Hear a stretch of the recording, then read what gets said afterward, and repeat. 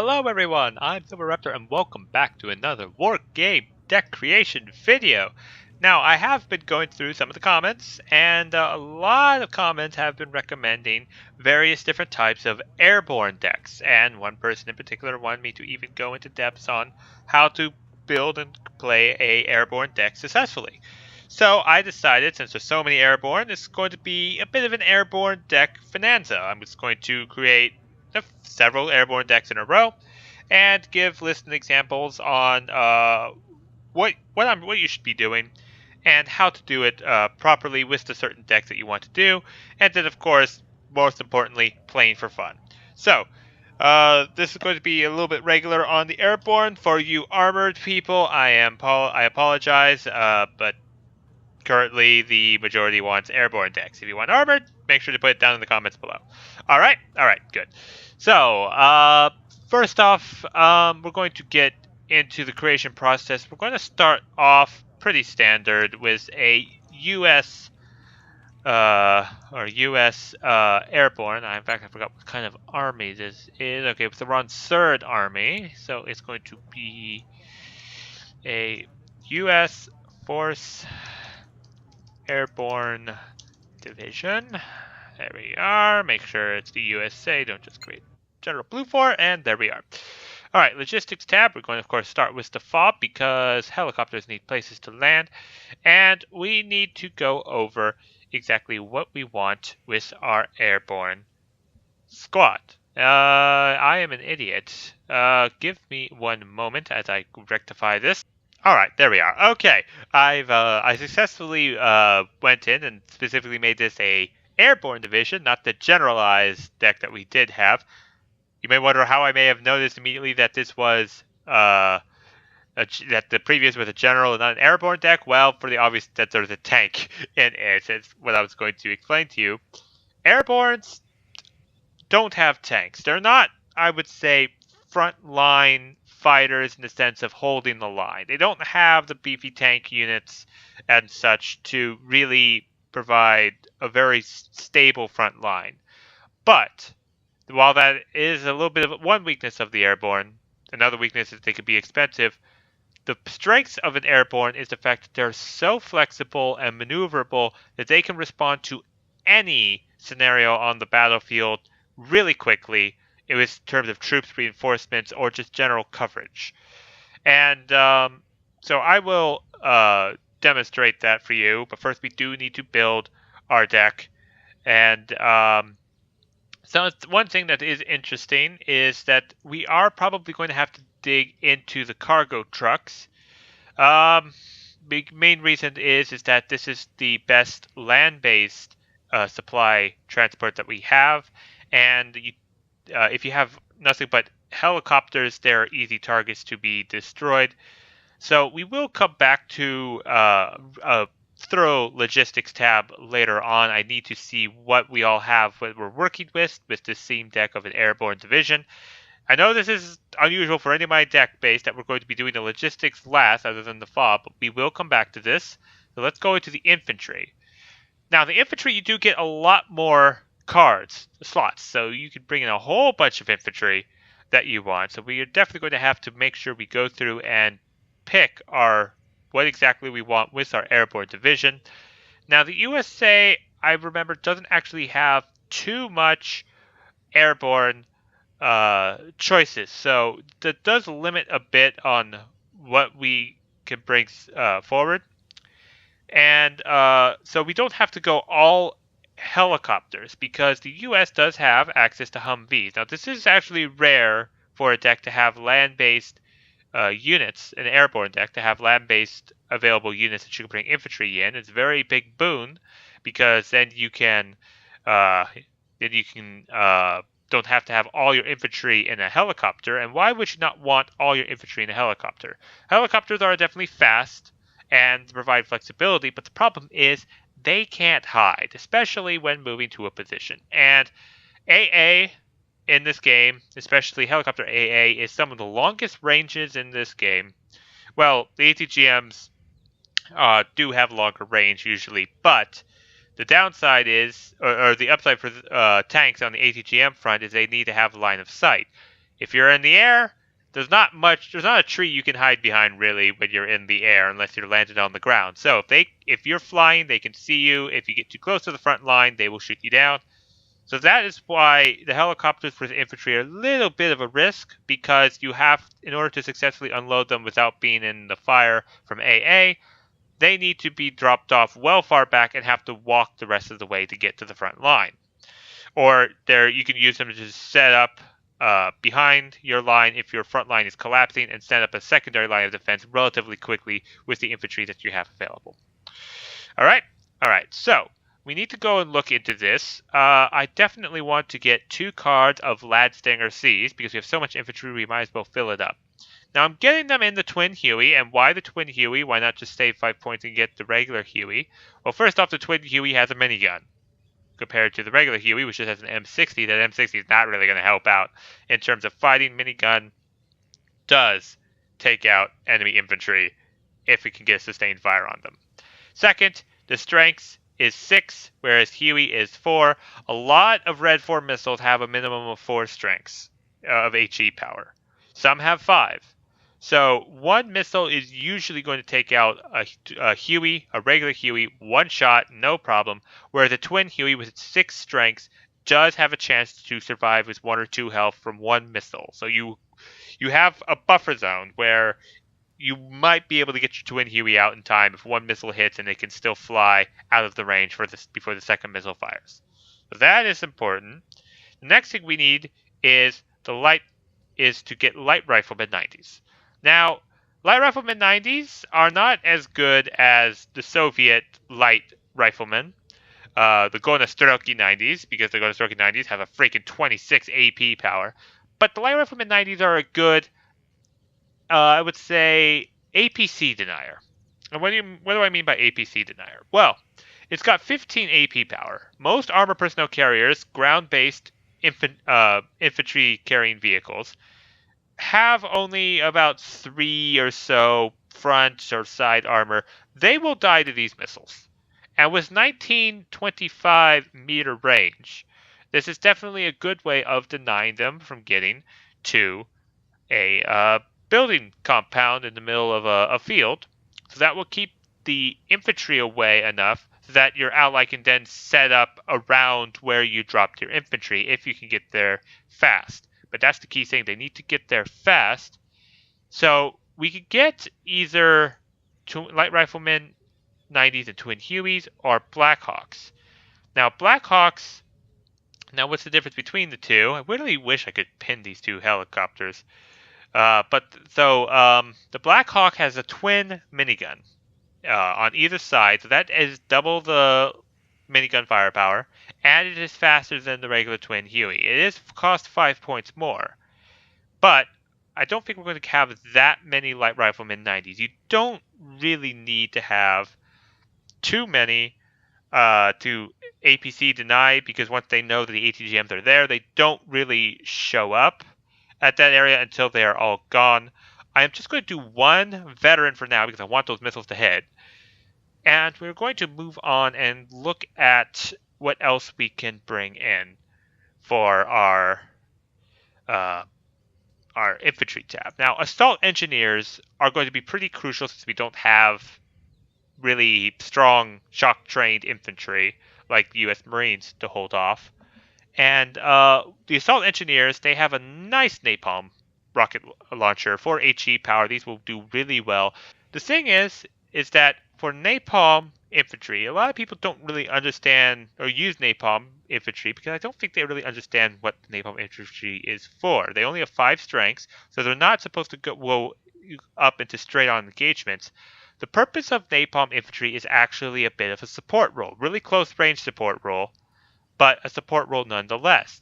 They are actually supposed to support the regular foot soldier like these riflemen when these riflemen go up against infantry that outclass them. Shock-trained infantry that are elite, especially infantry that are elite. That's what the napalm is primarily for. At least that's how I use it.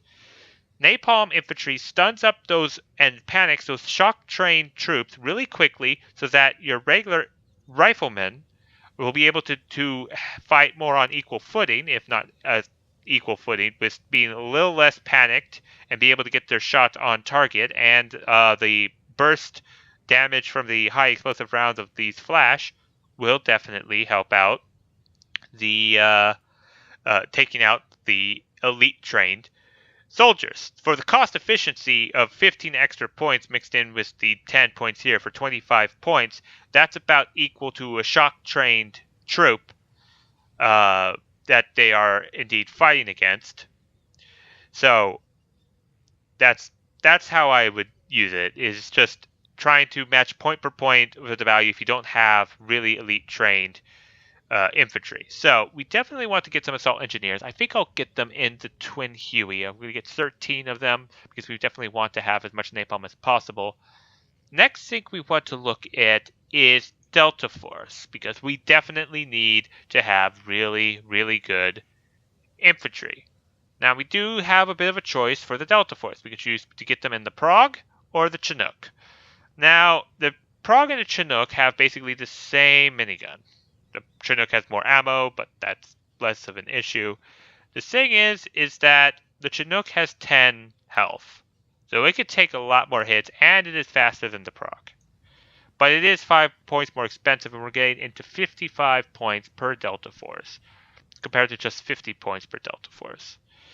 But the thing is we don't even have to look at availability, because the Delta Force can only come in Pragues or Chinooks. Now, the thing is, I actually am going to get the... Alright, I thought I had a decision here, but I'm actually going to get these Delta Force and a Chinook for 55 points, because I am also going to get another squad of Delta Force in Humvees. It's going to add some flexibility. I can bring some Delta Force on the ground. I can get right up into the middle of the fight, whereas the Chinook is mainly for the start of the game, or try to get them behind the enemy lines about how fast it is. It's about the same spot ability for the Chinook as it is for the Prague. It doesn't have any kind of stealth whatsoever. So that is less of an issue. I just want to get them moving fast and have a higher survivability that it will indeed land in time. So now we need to actually fill up the rest of our 3 slots with regular troops. And unfortunately, we are stuck with riflemen 90s, or light riflemen.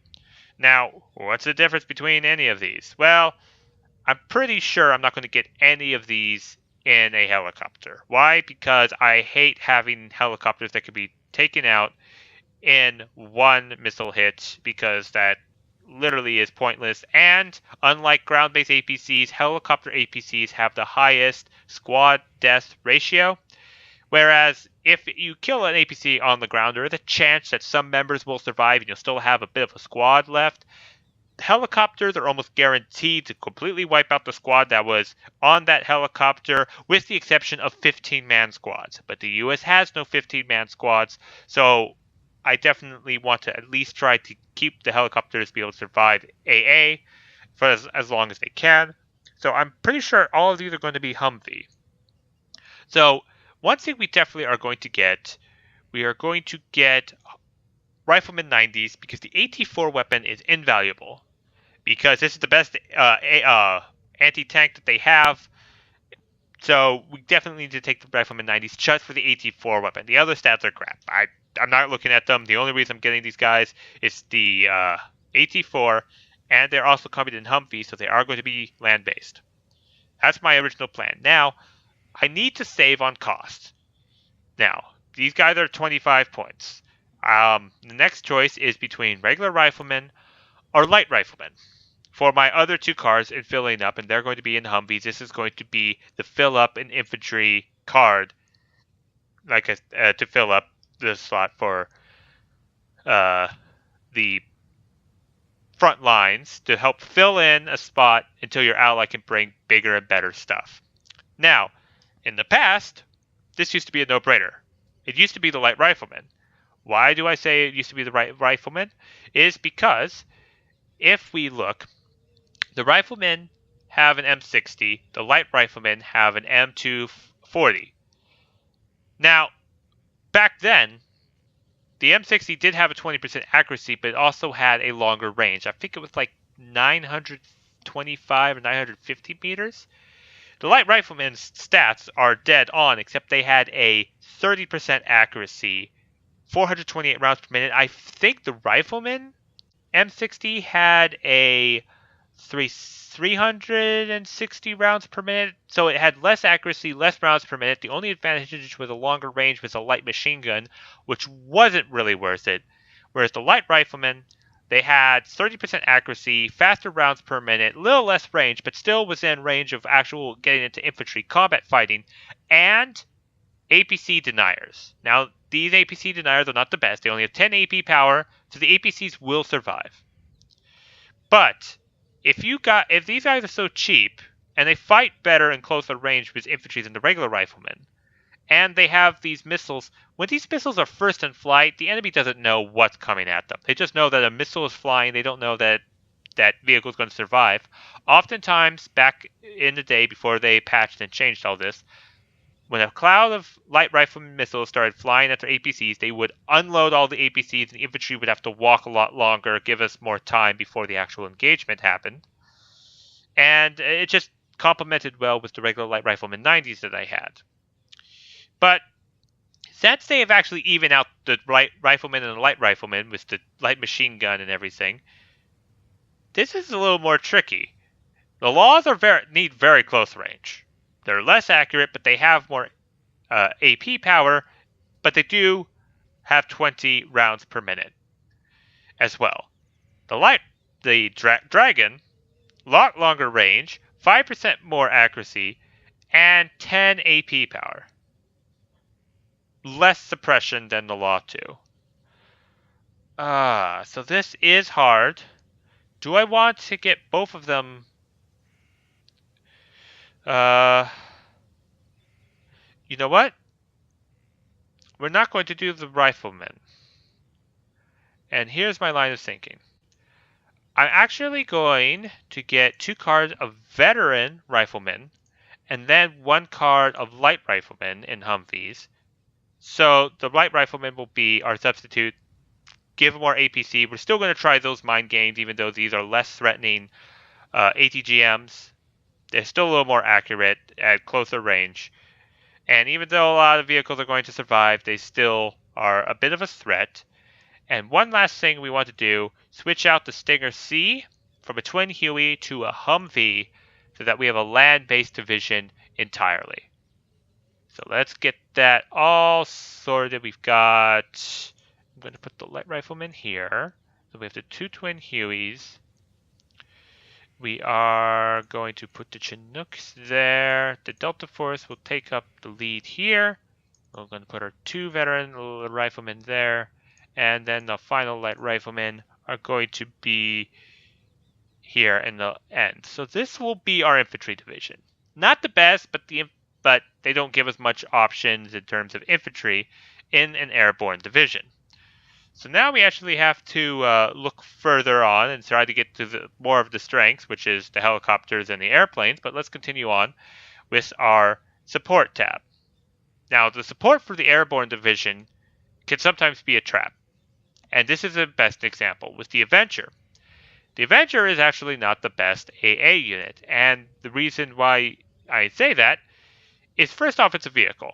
So helicopters are going to have a much better time of spotting it with its poor stealth, and they can take it out with ATGM missiles with a pretty safe range because the Avenger only has Stinger range missiles. So most ATGMs are 2,600 or 2,800 meters. They can take out this Avenger because they can spot it and take it out, no problem.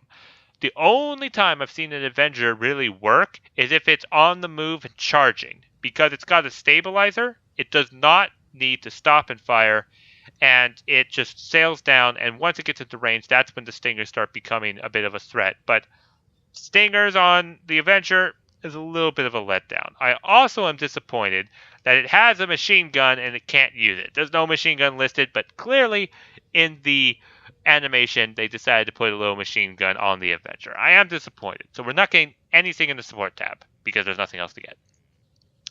Tanks. Now, the U.S. is also a rarity, is that they actually have tanks, quotation mark, I'm a little doing air quotes right here.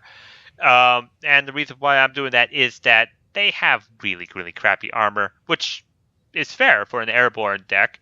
I do actually believe that the Sheridan actually can be airdropped from the back of a C-130 or another large transport helicopter, that these tanks actually are airdropped in the back and set up with the other infantry division when they're trying to take enemy lines in the back. So I do believe that's why they put the Sheridan. And the M8 AGS, I think, was planned. I think the M8 AGS, I don't think actually saw service. It was just a prototype, never got past that stage, but they decided to put it in the game for that purpose. So we are going to get both of these because tanks in an airborne deck are very rare. The M8 AGS, we're getting hardened because we want these shots to hit, because with 3 front armor, enemy looks at it, this dies. So we want to make sure it hits its shots first with 17 AP power. The Sheridan, I believe we are actually going to get 18 Sheridans, Cardiff Sheridans, and hardened up. And the reason why is that the Sheridan is actually not that bad. It's got 5 HE power to help take out infantry, which our infantry are definitely going to need.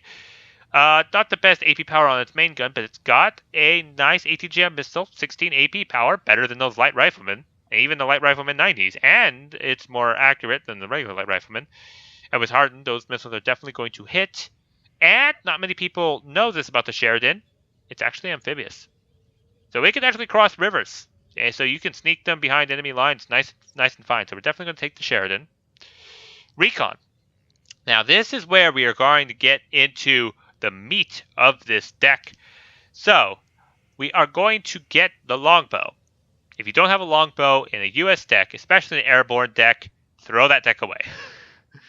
Because you need the Longbow. It's got 16 Hellfire missiles. It fires 2 at a time with a 70% accuracy. Those are guaranteed to hit. One of them is going to hit, and with 26 AP power, that target's dead.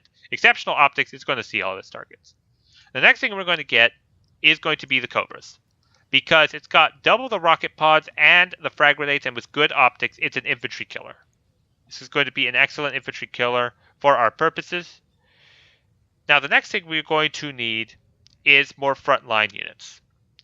Now, we could get now I know what I'm going to get.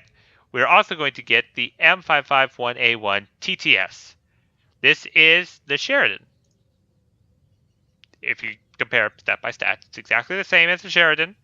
The only difference is it's got very good optics.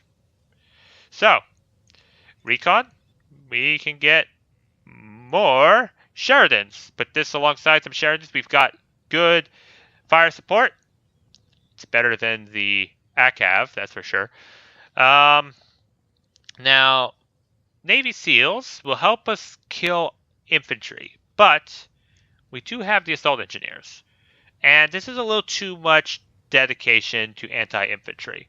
The Navy SEALs are nice, I'm not going to lie. But the assault engineers' ability to use the flash, I think, will serve our needs. So we don't need to have Navy SEALs for this recon. Now let's look at the Rangers. They have buffed the Rangers. I'm starting to like the Rangers more and more. And for that reason, I do believe we are going to get us some Rangers hardened. And we need to get them, I think, do we need to have them airborne?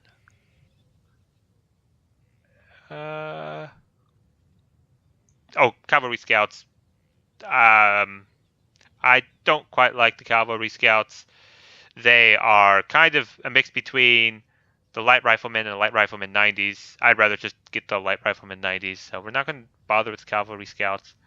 I'm just trying to decide if we want to have any Rangers that are airborne. No, I don't think so. We don't need to have infantry recon in our start. So yeah, we'll get 2 cards of Rangers into V150. So we've got plenty of... We can now actually use Rangers as a frontline infantry. We've got 14 Rangers. They've got good stats. We're good to go in that department. Vehicles, absolutely, utterly rubbish. Why is that? Well, we've got lots of tows, and we've got these guns. They're not overly good. Why do we not want missiles? Well, the thing is, we're going to get lots of missiles in the next tab, which is helicopters, and the helicopters don't have the same weaknesses of going up against the opponent that they're going after, having the ability to counteract them with by getting into range. I've told you before, if the enemy is charging and these ATGMs fire one missile, they either hit or miss, and then they have to run because the enemy will be in range before they can get off their second missile. So now we're getting into the best part. We're getting into the helicopters. All about why we even started making this deck in the first place. Super Cobras. We're definitely getting 2 cards of them. 6. Anti-radar is going to be invaluable for an airborne deck. Absolutely invaluable. We need to have that, definitely.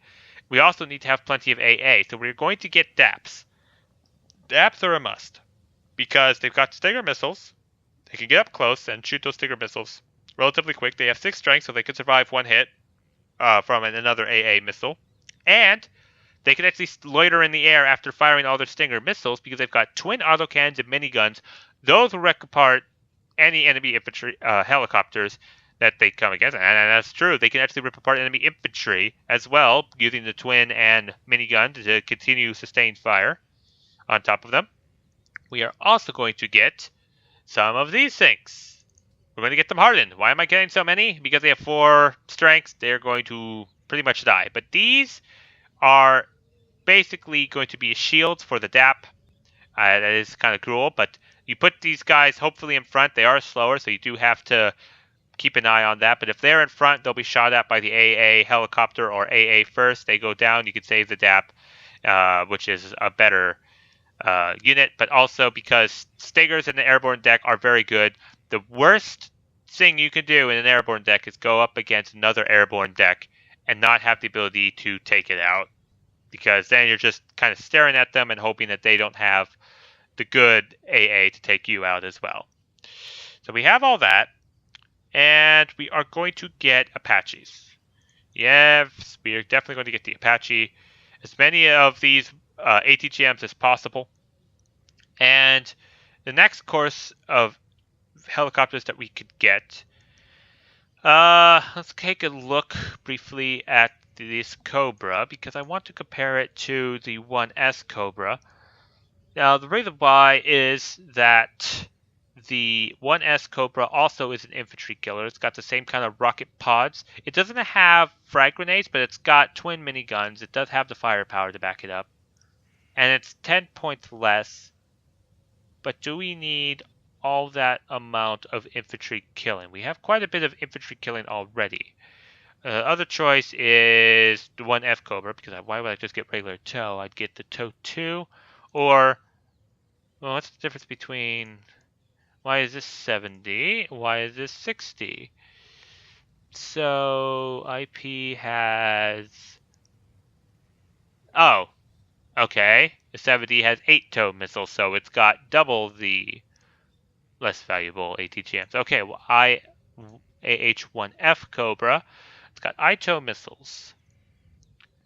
I think this is going to be our backup missiles. They're not as good as the Apaches, but if we're running low on Apaches, we can bring these in quickly and be able to provide 20 AP power is nothing to sneeze at. So definitely want to get that. And finally, we are going to put a little bit of infantry killer, but it's not going to be the AH-1S. We are going to try these little birds. They're 30 points. They've got twin frag grenades. They're basically going to be able to provide close support for our infantry if the enemy is low on AA without risking anything too expensive.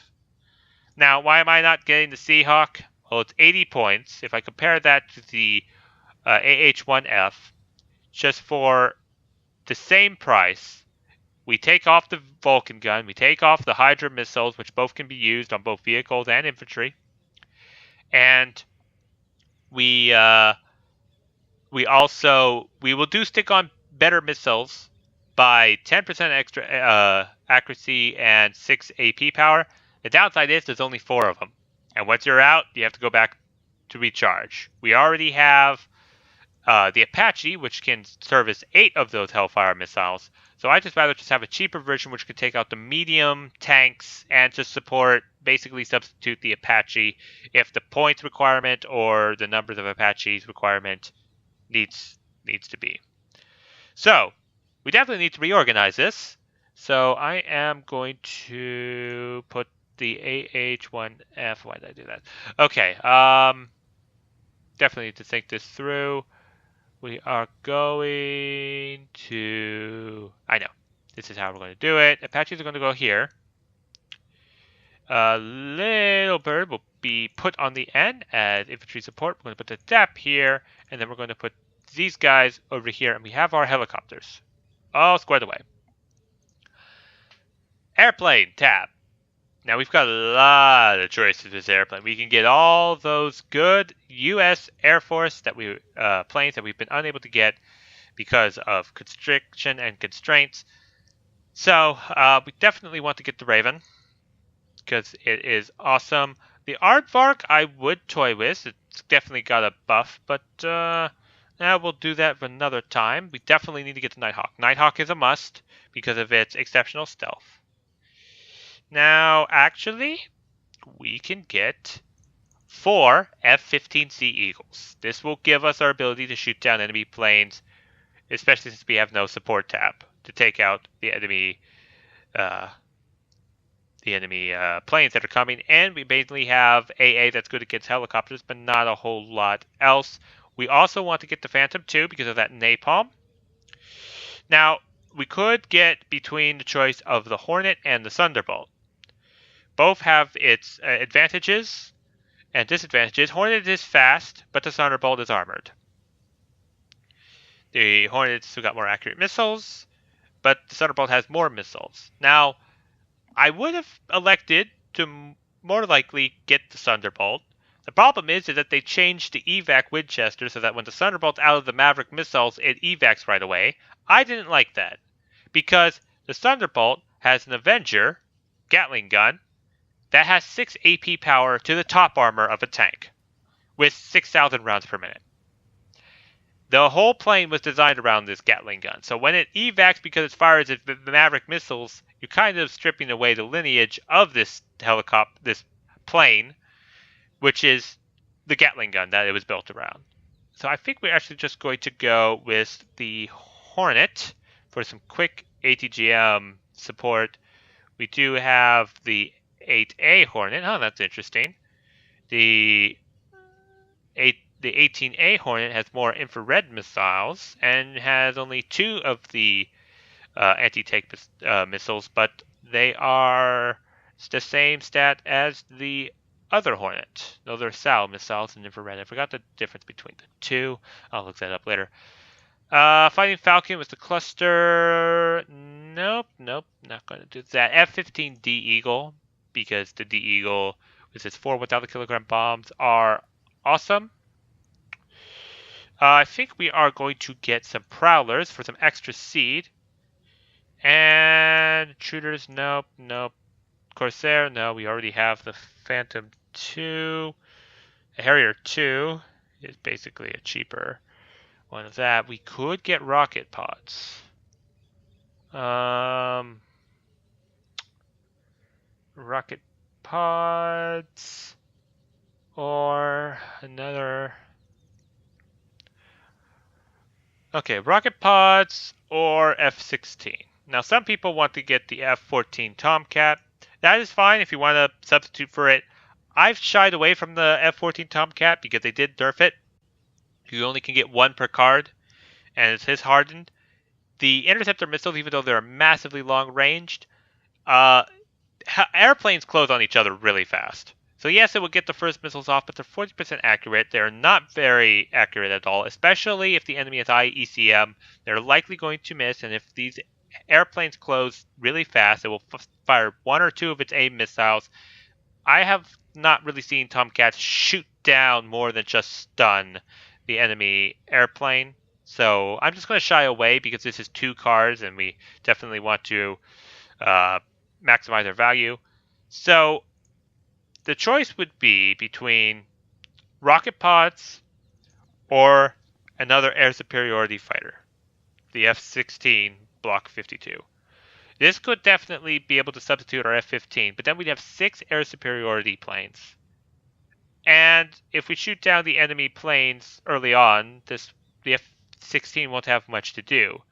Whereas the Harrier here does have some AA, so it can shoot at helicopters, but also it got rocket pods. Rocket pods can be really good, and the rocket pods reload very, very fast. Like, in just a matter of seconds after it fired its rockets, evacs out, reloads these Hydra missiles, you can fly it back out to do another rocket pod run. This could be like a sustained continual fire on an area of ground, especially if the enemy is weak in AA. So now, talking about all that, I've convinced myself I'm probably just going to get the Harrier here, and now we just need to reorganize this.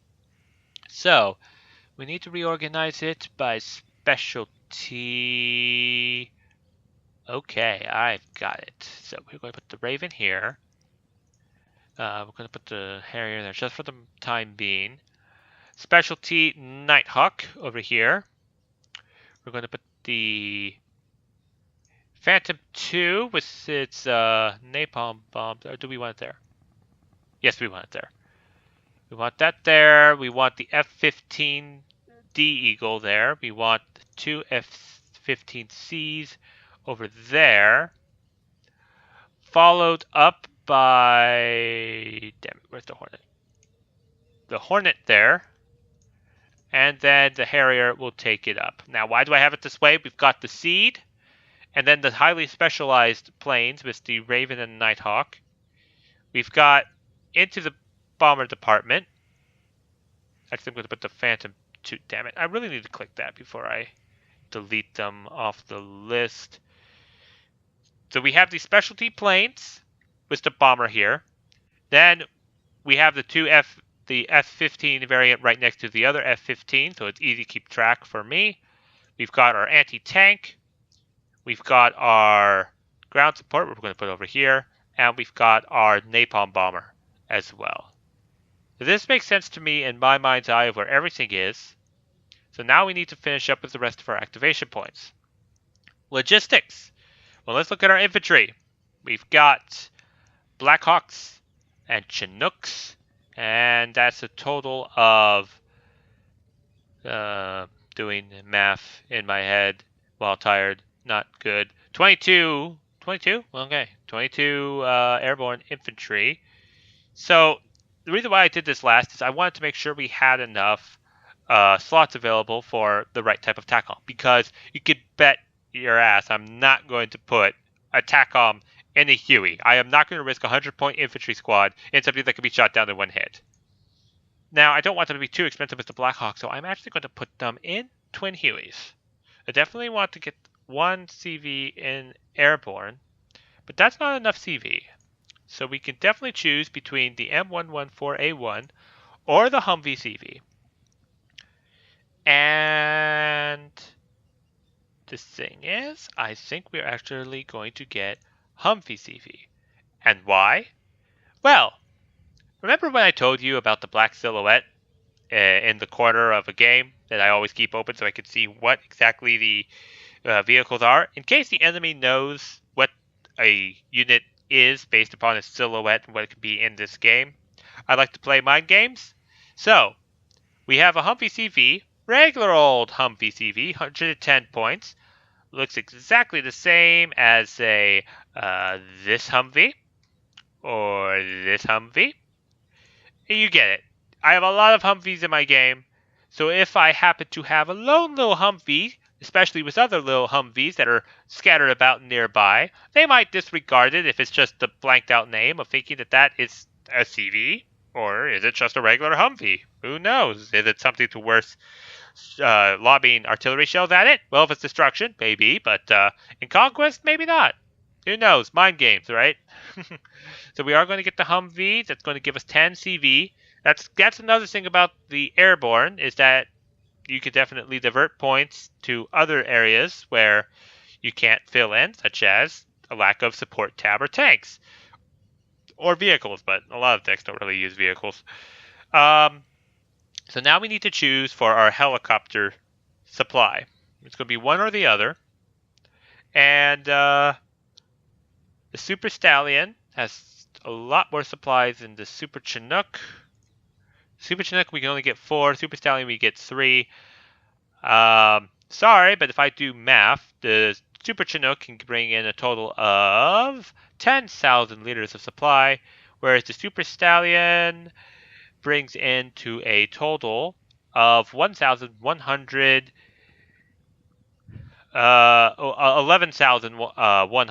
supply. Did I do that right? Yes, I did that right. Okay, so Super Stallion is going to bring in more supply. We're going to get that. And we are going to get some regular cargo trucks to resupply our troops in the front line.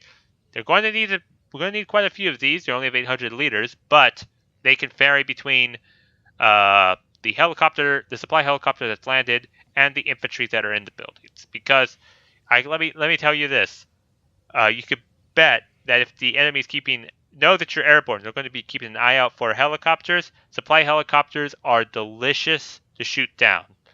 So, don't bring your supply helicopters to front line in AA range. Leave them in the back. Let the cargo trucks ferry the supplies back and forth to your troops. And now we have 1 point left. We have 1 point to choose what we are actually going to spend on. And we only have 2 places we could spend the points. We could spend it into the vehicle tab. So we could put it on a Humvee Tow 2 for 25 AP power. It's the only thing I can consider. Or Avengers with the 8 infrared missiles. And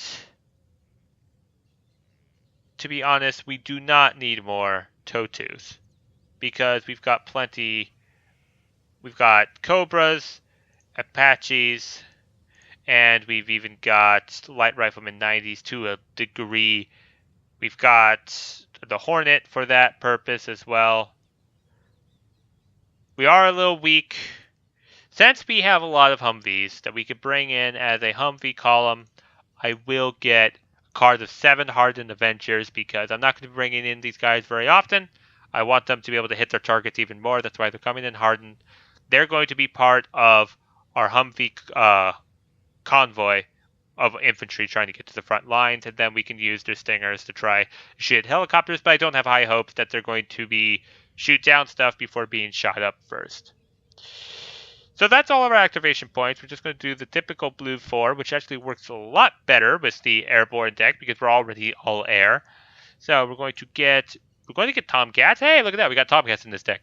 We're going to get Super Hornets, F111Gs, and Etendards. And then we just get to organize them like so. And it's all organized and good to go. So this is going to be our U.S. 4th Airborne Division. Definitely going to enjoy playing this because the helicopter and plane tab for the U.S. are completely awesome in this game. So thank you all so much for watching. Please do like, comment, and subscribe down below. And stay tuned for when I play this in an actual game. And if you have any other deck ideas you want me to build up, please post them down in the comments down below. So, catch you all later.